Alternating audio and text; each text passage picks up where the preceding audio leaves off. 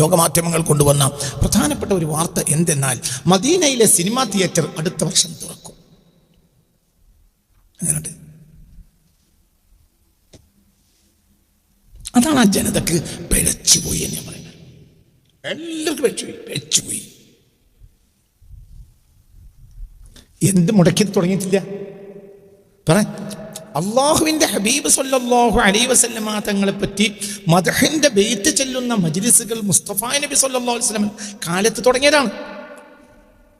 അതിൽ ഏതെങ്കിലും വരികളിൽ അബദ്ധം ഉണ്ടെങ്കിൽ ഞാൻ ഉണ്ട് ഇല്ല എന്ന് പറയല്ല, ഞാൻ വാദത്തിന് വേണ്ടി സമ്മതിക്കാണ്. എന്ത് അത് ആയിക്കോട്ടെ, ഉണ്ട്, ശരി. നിങ്ങളുടെ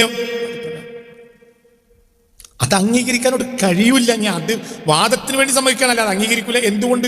ഇമാം ജസൂലിയെ പോലെയുള്ള ലോകം കണ്ട മഹത്തുക്കൾ, ഇമാം ജസൂലിയെ പോലെ ലോകം കണ്ട മഹത്തുക്കൾ ഉണ്ടാക്കിയതാണ് ബഹുമാനപ്പെട്ട ദലായിലുൽ ഖൈറാത്ത്. ഇമാം ജസൂലിയുടേതാണ്. അത് കണ്ടാൽ അപ്പോൾ തന്നെ എയർപോർട്ടിൽ തന്നെ വിളിച്ചോളൂ, എൻ്റെ കയ്യിൽ നിന്ന് വാങ്ങി വിളിച്ചോളൂ. വാഹിബു റബ്ബിൽ അർശി ത്വാഹ മുഹമ്മദു. അള്ളാഹുവിൻ്റെ എല്ലാ ഔദാര്യവും മുഹമ്മദ് നബിയാണ്. ബാക്കിയെല്ലാം നബിയിൽ നിന്നുണ്ടായതാണ്. ഖുലൂബ ജമീഇൽ ഖൽഖി അഹ്യാ ബിനൂരിഹി. നേരത്തെ പറഞ്ഞിട്ടുണ്ട്, ഏത് സൃഷ്ടിയുടെ ഹൃദയവും നബിയെ കൊണ്ട് പ്രകാശിച്ചതാണ്. എല്ലാം എല്ലാവർക്കും എന്ത് കിട്ടിയിട്ടുണ്ടെങ്കിലും അതിനെല്ലാം കാരണം ഹബീബായ നബിയാണ് സല്ലല്ലാഹു അലൈഹി വസല്ലം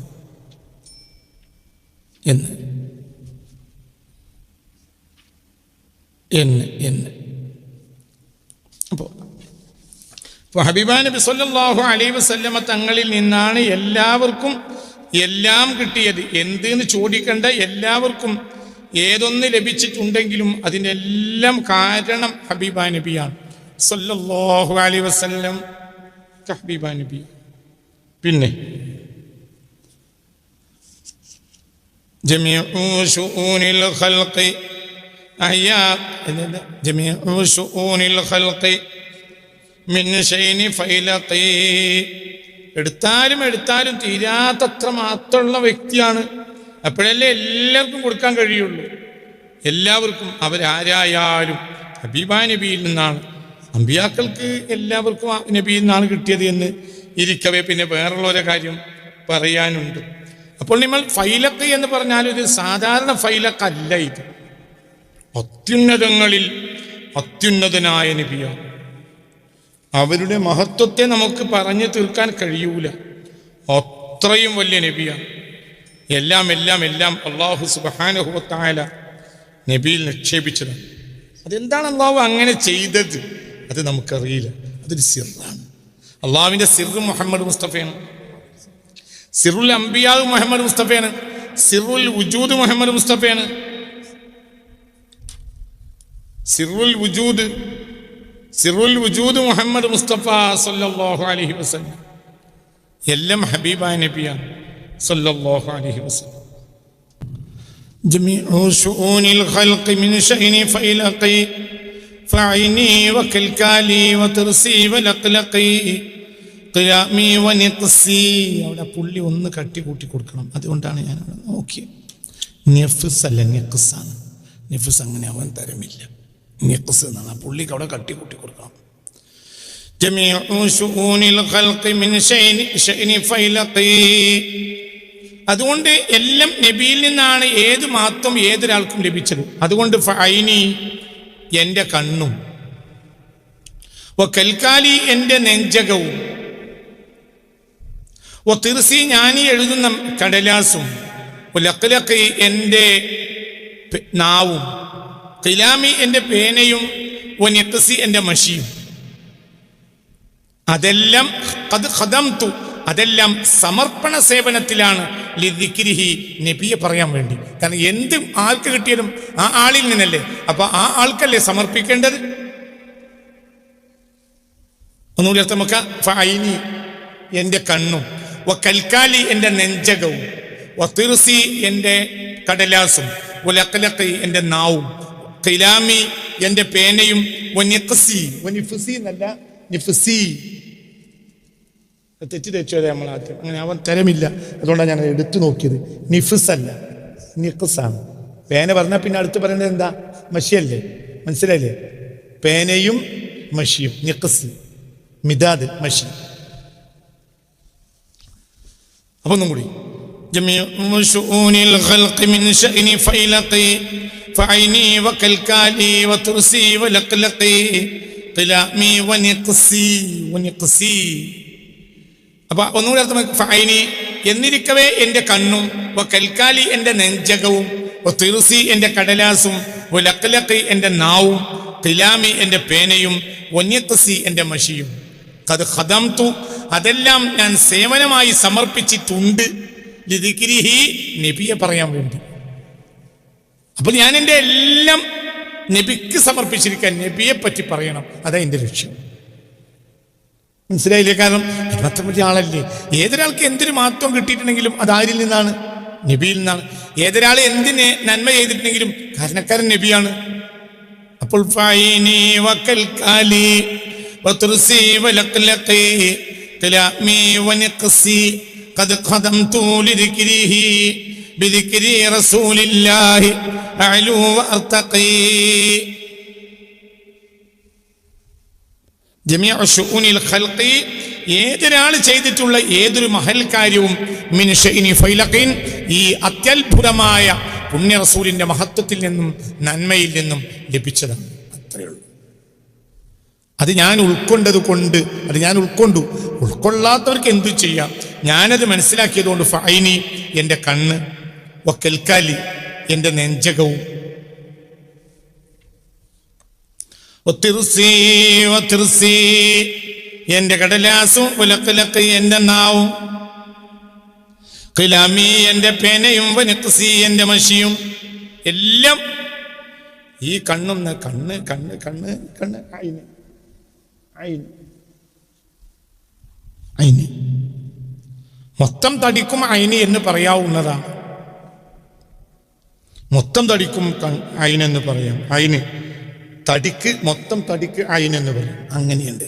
കണ്ണിനും ഐനെന്ന് പറയും. ഞാൻ അങ്ങനെ അർത്ഥം വെക്കാം. പിന്നെ ഓരോന്ന് വേറിട്ട് പറഞ്ഞു എൻ്റെ തടി തന്നെ. പിന്നെ പ്രത്യേകിച്ച് എൻ്റെ നെഞ്ചകവും എൻ്റെ കടലാസും എൻ്റെ നാവും എൻ്റെ പേനയും മെഷീൻ അങ്ങനെയും വെക്കാം. ഫഅയ്നി എൻ്റെ കണ്ണ്. കണ്ണെന്ന് പ്രത്യേകം എടുത്തു പറയാൻ കാരണം എന്താ? ഇവിടെ കണ്ണ് അർത്ഥം വെക്കാം. ഐനി എന്തുകൊണ്ട്? അലം നജഅൽ ലഹു ഐനൈൻ.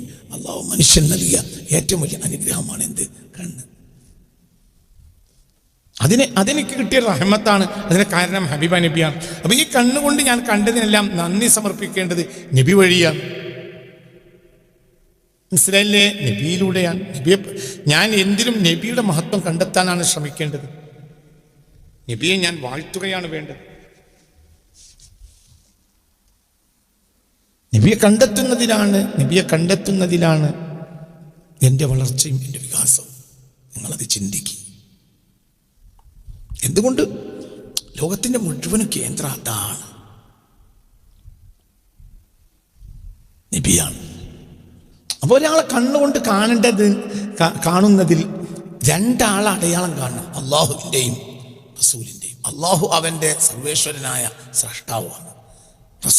റസൂൽ വഴിയാണ് എല്ലാ നന്മയും ഉരുത്തിരിഞ്ഞ് കിട്ടിയത്. അള്ളാഹു അങ്ങനെ നൽകിയത്. മനസ്സിലായില്ലേ? നമ്മളൊരു പശു കാരണമായിട്ടാണ് നമ്മുടെ ദാരിദ്ര്യം തീർന്നതെങ്കിൽ നമ്മൾ ആ പശുവിലൂടെയാണ് നമ്മൾ അള്ളാഹുവിനെ പറയുക.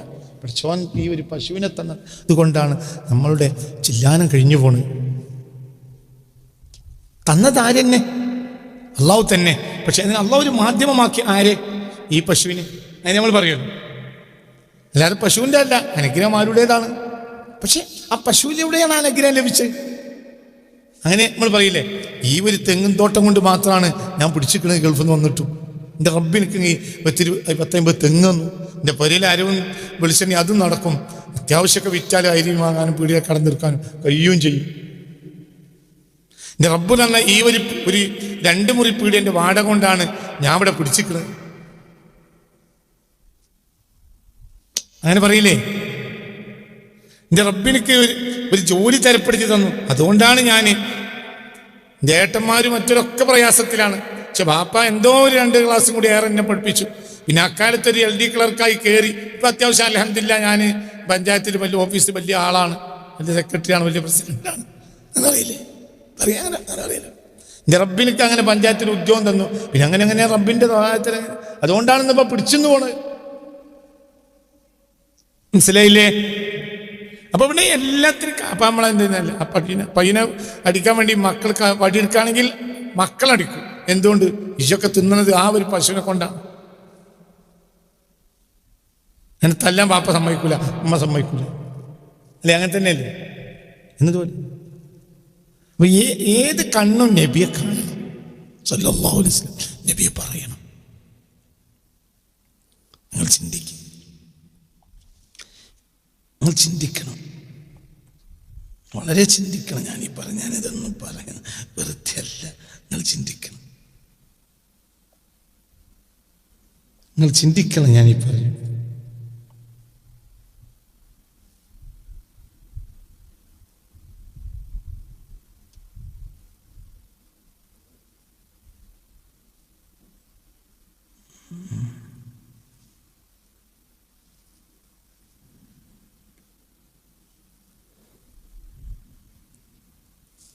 അള്ളാഹുവിൻ്റെ ഹബീബിനെ പറ്റി നിങ്ങൾ ചിന്തിക്കാൻ.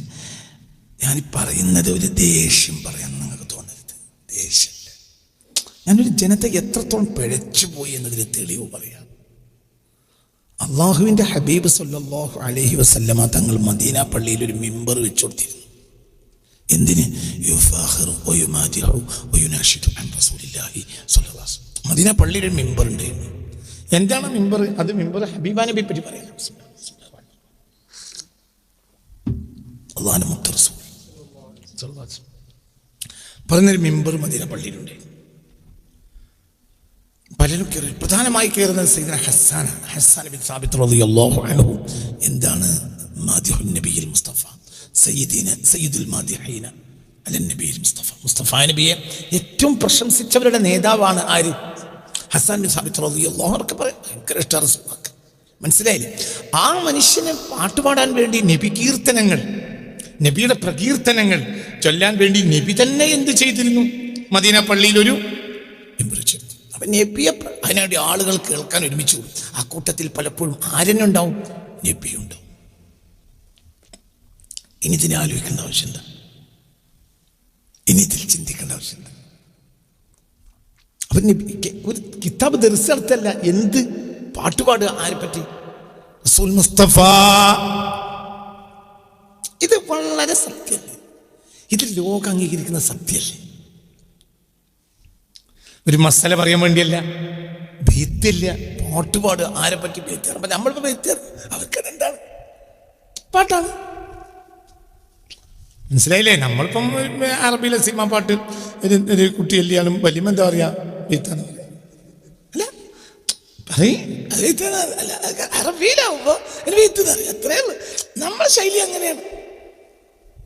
അള്ളാഹുവിൻ്റെ ഹബീബ് സല്ലല്ലാഹു അലൈഹി വസല്ലം അങ്ങനെ പാട്ട് പാടും അറബിയിൽ. അതിങ്ങനെ കേൾക്കും, നബിയുണ്ടാവും ചിരിച്ചോണ്ട് മുന്നിൽ. ഇതൊരു സത്യമല്ലേ ജനങ്ങളെ? എന്തിനാണ് ഇത് നമ്മൾ മുടക്കിയത്? 1924 അത് വഹാബികൾ മുടക്കി. ആർക്കെങ്കിലും ഈ വിഭാഗത്തിനോടുള്ള ദേഷ്യമല്ല എനിക്ക് ഈ പ്രശ്നം തവസ്സുലോ ഒന്നുമല്ല. മുസ്ലിം ലോകത്തിൻ്റെ ഒരു കൃത്യമായ പാരമ്പര്യം ആ ജനത തകർത്തു. അതുകൊണ്ട് മുസ്ലിം ലോകം ഒന്നിനും കൊള്ളാത്തവരായി. ഇന്ന് വരെ തുടങ്ങിയിട്ടുമില്ല, ഇന്ന് വരെ തുടങ്ങിയിട്ടില്ല. അപ്പൊ അള്ളാഹുവിൻ്റെ ഹബീബിനെ പറ്റി പറയുന്ന മദ്ഹ് പാട്ടിൻ്റെ, മനസ്സിലായില്ല, ബെയ്ത്തുകളുടെ സദസ്സുകൾ, അതാണല്ലോ ഇപ്പം മൗലിദ് കൊണ്ട് ഉദ്ദേശിക്കുന്നത്. അല്ലെങ്കിൽ മൗലിദിൽ തെറ്റുണ്ട്. തെറ്റുണ്ടെങ്കിൽ തെറ്റ് വെട്ടിയിട്ട് ഏതെങ്കിലും ഒരു പിന്നെ മുസ്ലിം മൗലവിക്ക് അവിടെയൊക്കെ തലയെ കിട്ടിയ ആളുകളുണ്ടല്ലോ, തലയിൽ പൊട്ട് വെച്ച അവരിതാ ഇത് വെട്ടി അതൊന്നും ചെയ്യണ്ട, ഒറ്റ ചെല്ലിയൊരു കൊള്ളിട്ടാ അതിന് പറ്റൂല. അല്ലെങ്കിൽ അവർ കൊണ്ടുപോയ മങ്കൂസിൻ്റെയും ഷറഫുൽ അനാമിയുടെയും ഏടും മാറ്റിയിട്ട് ചെല്ലേണ്ട കുട്ടികളെ. പകരം നബിയെ പറ്റി പ്രശംസിക്കുന്ന വേറൊരു ബെയ്ത്തിന്റെ കിതാബ് അവരാണ് കൊടുത്തിട്ട് ദേലി കോളിങ്ങട്ടാണ് പറഞ്ഞൂടെ? അന്ന് മുടക്കിയതാണ്, ഇന്നും തുടങ്ങിയിട്ടുണ്ട്. ഈ കൊല്ലം ലോകമാധ്യമങ്ങളിൽ മുഴുവനും വന്ന ഒരു പ്രധാനപ്പെട്ട വാർത്ത എന്തെന്നാൽ, ലോകത്തെ മാധ്യമങ്ങളിലൊക്കെ വന്ന ഒരു പ്രധാനപ്പെട്ട, ഈ കൊല്ലം വന്ന ഒരു പ്രധാനപ്പെട്ട ബ്രേക്കിംഗ് ന്യൂസ്, അതായത് 2024 24 ലോകമാധ്യമങ്ങൾ കൊണ്ടുവന്ന ഒരു പ്രധാന, ഇങ്ങോട്ട് നോക്ക്, നമ്മുടെ ഇന്ത്യയിലെ മാധ്യമങ്ങളും മലയാളത്തിലെ മാധ്യമങ്ങളും വരെ റിപ്പോർട്ട് ചെയ്തു. ലോകമാധ്യമങ്ങൾ കൊണ്ടുവന്ന പ്രധാനപ്പെട്ട ഒരു വാർത്ത എന്തെന്നാൽ, മദീനയിലെ സിനിമാ തിയേറ്റർ അടുത്ത വർഷം തുറക്കും. അങ്ങനെയുണ്ട്. അതാണ് ആ ജനതക്ക് പിഴച്ചുപോയി എന്ന് പറയുന്നത്. എല്ലാവർക്കും പിഴച്ചുപോയി. എന്ത് മുടക്കിയത് തുടങ്ങിയിട്ടില്ല. അള്ളാഹുവിൻ്റെ ഹബീബ് സല്ലല്ലാഹു അലൈഹി വസല്ലമ തങ്ങളെ പറ്റി മദ്ഹിന്റെ ബെയ്ത്ത് ചെല്ലുന്ന മജ്ലിസുകൾ മുസ്തഫ നബി സല്ലല്ലാഹു അലൈഹി വസല്ലം കാലത്ത് തുടങ്ങിയതാണ്. അതിൽ ഏതെങ്കിലും വരികളിൽ അബദ്ധം ഉണ്ടെങ്കിൽ ഞാൻ ഉണ്ട് ഇല്ല എന്ന് പറയല്ല, ഞാൻ വാദത്തിന് വേണ്ടി സമ്മതിക്കാണ്. എന്ത് അത് ആയിക്കോട്ടെ, ഉണ്ട്, ശരി. നിങ്ങളുടെ അത് അംഗീകരിക്കാനോട്ട് കഴിയൂല. ഞാൻ അത് വാദത്തിന് വേണ്ടി സമ്മതിക്കാനല്ല, അത് അംഗീകരിക്കൂല. എന്തുകൊണ്ട്? ഇമാം ജസൂലിയെ പോലെയുള്ള ലോകം കണ്ട മഹത്തുക്കൾ, ഇമാം ജസൂലിയെ പോലെ ലോകം കണ്ട മഹത്തുക്കൾ ഉണ്ടാക്കിയതാണ് ബഹുമാനപ്പെട്ട ദലായിലുൽ ഖൈറാത്ത്. ഇമാം ജസൂലിയുടേതാണ്. അത് കണ്ടാൽ അപ്പോൾ തന്നെ എയർപോർട്ടിൽ തന്നെ വിളിച്ചറിയും. എൻ്റെ കയ്യിൽ നിന്ന് വാങ്ങി വിളിച്ചറിയും.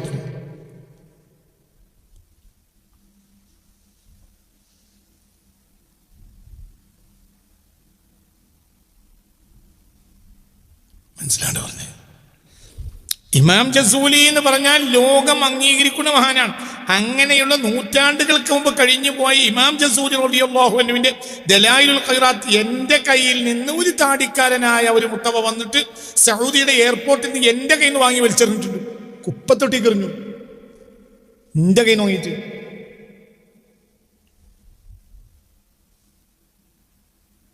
ആയിക്കോട്ടെ, ശരി, അതിൻ്റെ കുറ്റം അയാൾ വഹിച്ചോട്ടെ. പക്ഷേ പകരം അല്ലാഹുവിൻ്റെ ഹബീബിൻ്റെ മദ്ഹ് എഴുതിയ വേറൊരു കിതാബ്, ഒരു ബെയ്ത്തുള്ള ഒരു കിതാബ്, ബെയ്ത്തൊക്കെ ഒന്നും തുടങ്ങിയല്ല, സുൽത്താൻ കാലത്ത് തുടങ്ങിയല്ലേ. ഇത് ചൊല്ലിക്കൊള്ളും കുട്ടികളെ, ഇത് ഇവിടെ തന്നെ ഇരുന്നോ നിങ്ങൾ 10 ആൾ കൂടിയിട്ട് അത് ചെരിപ്പായ മൊഴി അതിൻ്റെ ചീരനെ ഒരെണ്ണം കൊണ്ടേ കൊടുക്കുക. സുൽത്താനെ പറ്റിയല്ലേ? നിങ്ങളെ കിതാബിലെ ട്രബിളാണ് കേട്ടോ. നമ്മളിത് ചെല്ലണ തന്നെയാണ്, ഞങ്ങൾ വേറെ കിതാബാണ്. അംഗീകരിക്കാൻ പറ്റില്ല. എന്തുകൊണ്ട്? ഇമാം ജസൂലിയുടെ കിതാബ് വലിച്ചെറിഞ്ഞിട്ട് ഇവരെ കിതാബ് അംഗീകരിക്കാൻ എന്തിനാ അയാള്? ഇന്ന് ലോകത്തുള്ള എല്ലാ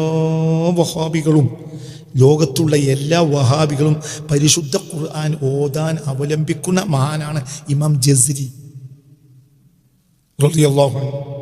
മനസ്സിലായില്ലേ?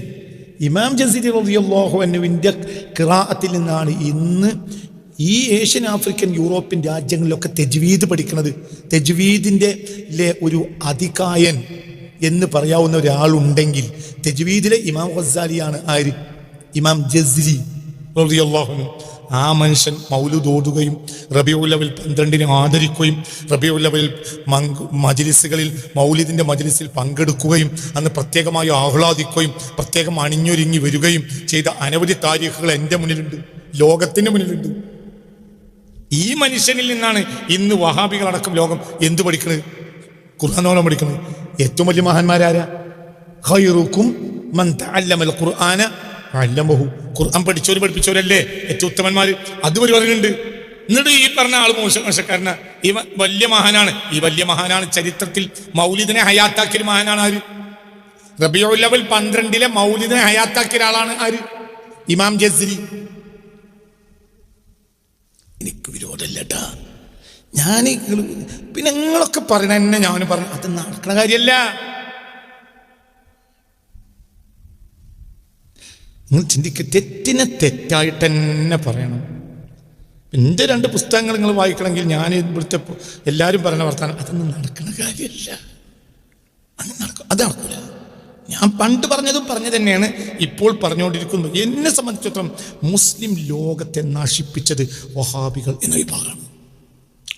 അവർ മുസ്ലിം ലോകത്തിനുണ്ടാക്കിയ പരിക്ക് ഈ കഴിഞ്ഞ നൂറ്റാണ്ടുകൾക്കിടയിൽ ലോകത്തിനൊരാൾ ഉണ്ടാക്കിയിട്ടില്ല. അത്ര വലിയ പരിക്കാണ്. 1, 2 ഒന്നും അവർ അംഗീകരിക്കൂല. അതെന്ത് വർത്താനാണ്? അവരുടെ രീതിയെ നമ്മൾ അംഗീകരിക്കും, നമ്മുടെ രീതി അവർ അംഗീകരിക്കൂല. അവരുടെ രീതി, ഒരാൾ ഇപ്പോൾ നിസ്കാരം കൂട്ടുപ്രാർത്ഥന ചെല്ലുന്നില്ല, ആയിക്കോട്ടെ ചെല്ലണ്ട. നമ്മൾ രണ്ടാളൊരു വഴിക്ക് പോയി, ഒരുത്തൻ കൂട്ടുപ്രാർത്ഥന ഓതാത്തവനാണ്, നമുക്ക് അത് കരുതി നമ്മൾ ഒഴിവാക്കും? ഇല്ല. അടുത്ത പീടിയെ കയറി ചായ രണ്ടാൾ ഒന്നിച്ച് കുടിക്കും. ജമാഅത്തിന് രണ്ടാൾ പള്ളി, ഒരാൾ ജമാഅത്ത് അഞ്ഞ് പറഞ്ഞു പോകുന്നു, അത് കുഴപ്പമില്ല, ഒരു കുഴപ്പമില്ല. ഇതെന്താ പ്രശ്നം?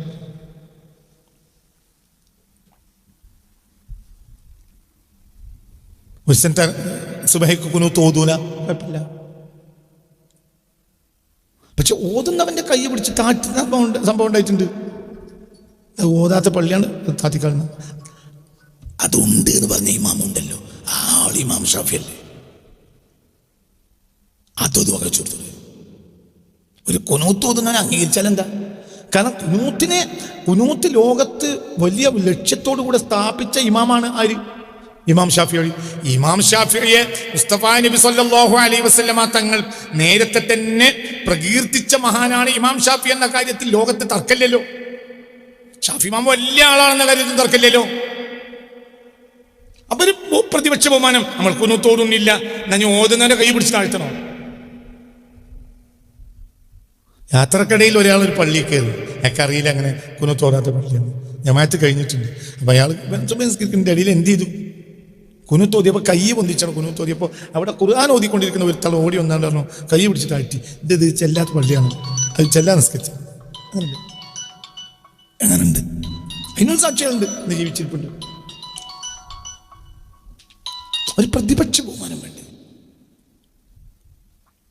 ഒരു കൂട്ടർ റസൂലുള്ളാഹിന്റെ മദ്ഹിന്റെ മാസത്തെ അംഗീകരിക്കുന്നില്ല, അത് വേണ്ട. പക്ഷെ അത് അംഗീകരിച്ച ഒരുപാട് മഹത്തുക്കൾ ലോകത്ത് കഴിഞ്ഞു പോയിട്ടുണ്ടല്ലോ. ഖുർആന്റെ ഇമാമിങ്ങൾ തന്നെ, അവരൊക്കെ വലിയ മഹാന്മാരാന്ന് നമ്മൾ പറയുകയും അവരെ നമ്മൾ പഠിപ്പിക്കുകയും ചെയ്യുന്നുണ്ടല്ലോ. നമ്മളായി ചെയ്യണ്ട, ശരി ആയിക്കോട്ടെ, ചെയ്യണ്ട. പക്ഷെ ചെയ്ത കുറെ ആളുകളെ കഴിഞ്ഞു പോയിട്ടുണ്ടല്ലോ. അത് പിന്തുടർന്ന ഒരു ജനത ചെയ്യുകയാണെങ്കിൽ നമ്മൾ അവരെ ശത്രുവായി പ്രഖ്യാപിക്കുന്നത് എന്തിനാ? ചെയ്തോട്ടെ, അവർക്ക് അവരുടെ ഒരു പുസ്തകത്തുണ്ട്, അവർക്ക് അവരുടേതായ ഒരു പുസ്തകത്തിന്റെ അവരൊരു ആളിലേക്ക് ചാരി നിൽക്കുന്നുണ്ട്, ഒരു വലിയ ആലിമിലേക്ക് അല്ലെങ്കിൽ ഉലമാക്കളുടെ ഒരു കൂട്ടത്തിലേക്ക്. നമ്മളത് ഇന്ന് അംഗീകരിക്കുന്നില്ല, വേണ്ട. അവരും മതിയല്ലോ, അതൊക്കെ വഴിയല്ലേ, അതൊക്കെ അല്ലാഹുവിലേക്കുള്ള മാർഗമല്ലേ. ഇപ്പം നമ്മളെ കൂട്ടത്തിൽ ഒരു ഹനഫി വന്നു, ആ ഹനഫി നമ്മളെ ശൈലിയിലല്ലെന്ന് പല അമലുകളും ചെയ്തത്, നമ്മളവനെ പിടിച്ച് പുറത്താക്കോ? എന്തുകൊണ്ട്? അവനൊരു അവനൊന്നും ചാരി നിൽക്കുന്നുണ്ടല്ലോ. ഹനഫിയത്ത് അത് വലിയ സംഗതി തന്നെയാണ്. അതല്ല നമ്മൾ ആയിക്കോട്ടെ, എന്നാലും അത് നമ്മൾ അംഗീകരിക്കണമല്ലോ. ഇവരായി ചെയ്താലല്ലോ, ഒരു ഇമ്മത്തതിന്റെ പിന്നിൽ ഉണ്ടായിട്ടുണ്ടല്ലോ. അതേ നാട്ടിലാണ് 2024 മുടങ്ങിയതാണ് റസൂലുള്ളാഹിന്റെ മൗലിദ് സദസ്സുകൾ. അതേ നാട്ടിലാണ് 1924 നിർത്തിയതാണ്. 2024 ന്യൂസ് വരികയാണ്. എന്ത് പറയേ? 1924 മൗലൂദ് നിർത്തിയത് അന്നും തുടങ്ങിയിട്ടില്ല. 2024 ലോകത്തെ മുഴുവൻ മാധ്യമങ്ങൾക്ക് ബ്രേക്കിംഗ് ന്യൂസ് വന്നു. എന്താ ന്യൂസ്? മദീനയിലെ സിനിമ തിയേറ്റർ അടുത്ത വർഷം തുറക്കും. ഈ ജനത ലോകാവസാനത്തിനിടയാണ്, സംശയിക്കണ്ട. നിങ്ങൾ ഞാൻ പറഞ്ഞത് അതൊന്നും എൻ്റെ ഒരു വിഷയം തന്നെ, ഒന്നും എൻ്റെ വിഷയമല്ല, ഒന്നും എനിക്ക് വിഷയമല്ല. എനിക്ക് വിഷയം എൻ്റെ ഉത്തരവാദിത്വം ഞാൻ നിർവഹിക്കാന്നുള്ളതാണ്. എനിക്ക് പലതും മനസ്സിലായിട്ടുണ്ട്, അത് ഞാൻ തുറന്നു. കുറെ ആളുകൾ എതിരായത് എനിക്ക് പ്രശ്നമല്ല, എനിക്ക് വിഷയമല്ല. എനിക്ക് ചില കാര്യങ്ങൾ എന്നിട്ട് ആരും മനസ്സിലാക്കാത്ത നിങ്ങൾ മനസ്സിലാക്കി, അത് എന്നോട് റബ്ബിനോട് ചോദിക്കുന്നത് റഹ്മത്തുള്ളാഹി ഒരു പ്രത്യേകം മനസ്സിലാക്കൽ. അത് റബ്ബിനോട് ചോദിച്ചാൽ എനിക്കറിയൂല. എനിക്കറിയുന്ന കാര്യങ്ങൾ എനിക്ക് പറയുന്ന നിർബന്ധമാണ്. ഹദീത്തുകൾ ഖിയാമത്ത് നാളിനെ കുറിച്ച് മുസ്ലിം ലോകം ഇന്ന് മനസ്സിലാക്കിയ ഹദീത്തുകൾ ശരിയാകിയ ആണ് 100%.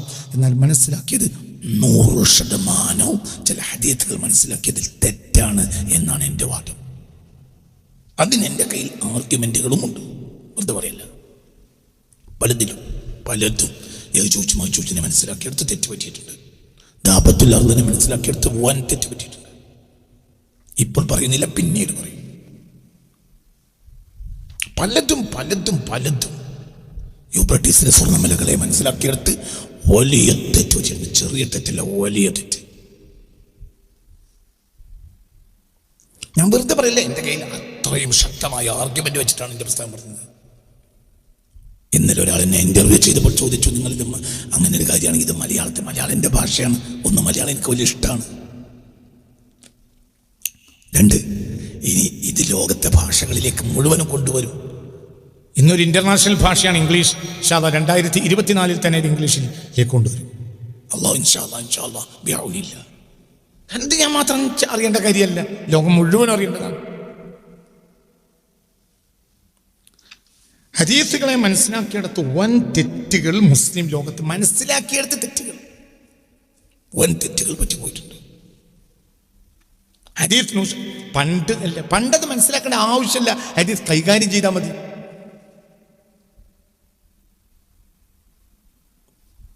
നിങ്ങൾക്ക് പറഞ്ഞത് മനസ്സിലായോ? അതായത് 14 നൂറ്റാണ്ട് കാലം ഹബീബാ നബി വന്നിട്ട് കഴിഞ്ഞു.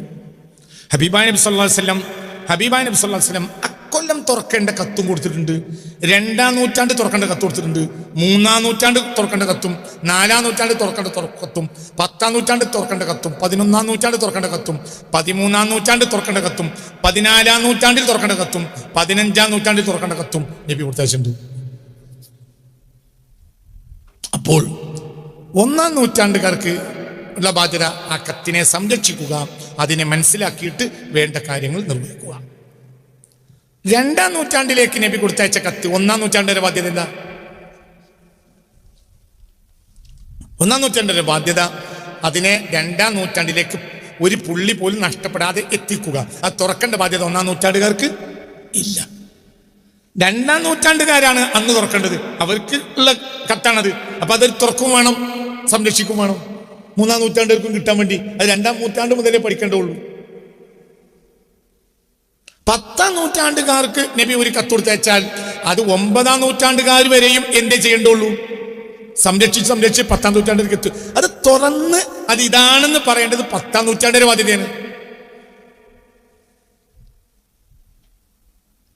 അപ്പൊ 1, 2 മുതൽ 9 വരെ നൂറ്റാണ്ടുകാർക്കോ ആ കത്ത് തുറക്കാൻ പാടില്ല, കത്ത് തുറക്കേണ്ട ആവശ്യം അവർക്കില്ല, കാരണം അത് അവരുടെ വിഷയമല്ല. 14-ാം നൂറ്റാണ്ടിലേക്ക് ഒരു കത്ത് നബി കൊടുത്തയച്ചാൽ 13-ാം നൂറ്റാണ്ടിലേക്ക് തുറക്കേണ്ട ആവശ്യമില്ല. അവർ എന്ത് ചെയ്താൽ മതി? ഹിഫ്ള്, അതിനെ സംരക്ഷിച്ച് അടുത്ത തലമുറക്ക് അത്ര മതി. അത് തുറക്കേണ്ടവരാരാ? 14-ാം നൂറ്റാണ്ടുകാർ. 15-ാം നൂറ്റാണ്ടിൽ കൊടുത്തയച്ച കത്ത് 15-ാം നൂറ്റാണ്ടിൽ തുറക്കേണ്ടുള്ളൂ. മറ്റൊരു ബാധ്യത എന്താ? അതിങ്ങനെ ഇങ്ങനെ ഇന്നാളിൽ നിന്ന് കേട്ടു, അവർ കൊടുത്തു, ഇന്നാളിൽ കൃത്യമായ ഒരു സനദോടുകൂടെ 15-ാം നൂറ്റാണ്ടിൽ എത്തിയപ്പോൾ 15-ാം നൂറ്റാണ്ടിലെ പണ്ഡിതന്മാർക്ക് അല്ലാഹു തആല വെളിച്ചം കൊടുത്തു, അത് ഇന്നതാണ്. അത്രേ ഉള്ളൂ.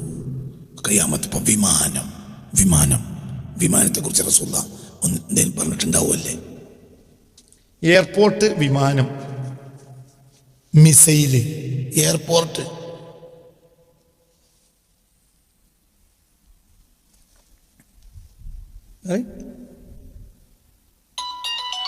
ആറ്റം ബോംബ് എന്നതിനെ പറ്റി നബി വല്ല പറഞ്ഞിട്ടുണ്ടാവും? ആറ്റം ബോംബ് എന്ന വിഷയത്തിൽ നബി വല്ല ഹദീസും പറഞ്ഞിട്ടുണ്ടാകുമോ എന്നാണ് എന്റെ ചോദ്യം. നിങ്ങളൊക്കെ എത്ര വലുപ്പുണ്ടല്ലോ. ആറ്റം ബോംബിനെ കുറിച്ച് നബി പറഞ്ഞില്ലെങ്കിൽ നബി എങ്ങനെയാണ് ഖിയാമത്ത് നാൾ വരെയുള്ള നബിയാവുക? ജാഹിലായ മനുഷ്യ. അത് ആറ്റം ബോംബ് എന്ന് നബി പറയൂ? എന്താണ് വിളിച്ച് കാട്ടിവിടെ എൻ്റെ മുന്നിൽ വന്നിരിക്കുന്നത്? നിങ്ങൾ പറയും, ആറ്റം ബോംബിനെ നബി പറഞ്ഞോ ഇല്ലേ? ആറ്റം ബോംബ് എന്നൊരു സാധനം വരാനുണ്ട്, അത് ഭൂമിയിൽ വലിയ ആപത്തുണ്ടാക്കും എന്ന് നബി. രാസായുധങ്ങൾ എന്നൊരു സാധനം വരാൻ പോകുന്നുണ്ട്, അത് വലിയ പ്രശ്നങ്ങൾ ഉണ്ടാക്കും നബി പറയോ ഇല്ലേ? നബി പറഞ്ഞിട്ടില്ലെങ്കിൽ അത് ലോകാവസാനത്തിന് ഏറ്റവും വലിയ പ്രശ്നം എന്താണ്? പറയാൻ ആറ്റം ബോംബല്ലടോ, രാസായുധങ്ങളല്ലേ? ഇത് നബി പറഞ്ഞിട്ടില്ലെങ്കിൽ ഈ നബി അങ്ങനെയാണ് ചങ്ങാതി ഖിയാമത്ത് നാൾ വരെ നബിയാവുക? എവിടുന്നാണ് നിങ്ങളൊക്കെ വരുന്നത്? എന്താ ഇളിച്ചിരിക്കണേ? കുറച്ച് മൗലിക തോന്നിയോണ്ട് മൂമിനാന്ന് എനിക്ക് തോന്നുന്നുണ്ടോ? എന്തൊക്കെ പഠിക്കാത്ത എടാ, ഈ ലോകാവസാനം വരെ വരുന്ന സകല പ്രശ്നങ്ങൾ, ആ പ്രശ്നങ്ങളെ കുറിച്ച് പറഞ്ഞാലല്ലേ ആ പ്രശ്നത്തിന് നിങ്ങൾ ഇന്നത് ചെയ്യൂ എന്നതിന് നബിയുടെ ഒരു നിർദ്ദേശവും വേണമല്ലോ. ഇല്ലെങ്കിൽ ആ നബി അങ്ങനെ ലോകാവസാനം വരെയുള്ള നബിയാവുക? എന്താണ് വിചാരിച്ച്?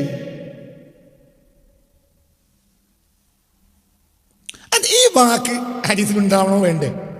ഉണ്ടാവണല്ലോ. അതിന് നബി ആറ്റം ബോംബ് തീയാറ്റമിൽ ബോംബി എന്ന് പറയണം.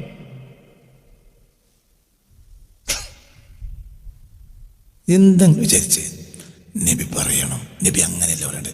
നബി പറഞ്ഞിട്ടുണ്ടാവും സ്വല്ലല്ലാഹു അലൈഹി വസല്ലം, വമാ അർസൽനാക ഇല്ലാ റഹ്മത്തൽ ലിൽ ആലമീൻ കാഫത്തൽ ലിന്നാസി ബശീറൻ വനദീറ.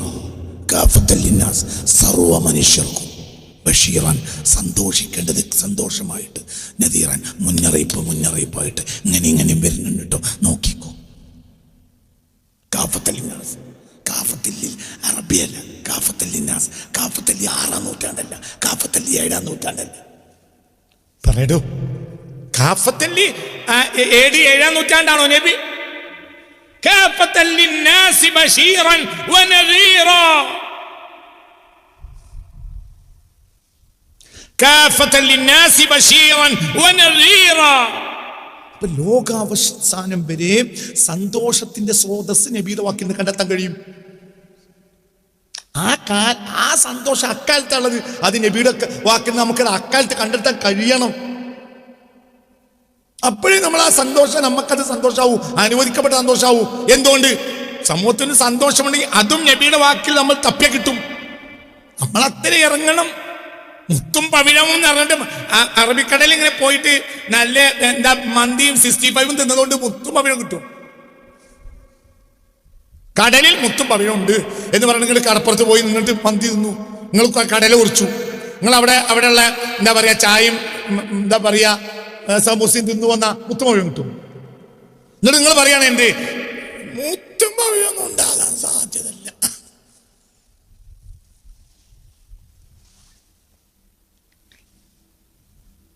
من رام درا في السفينة يركب ويغوص بحرا ثم درا الصلاة.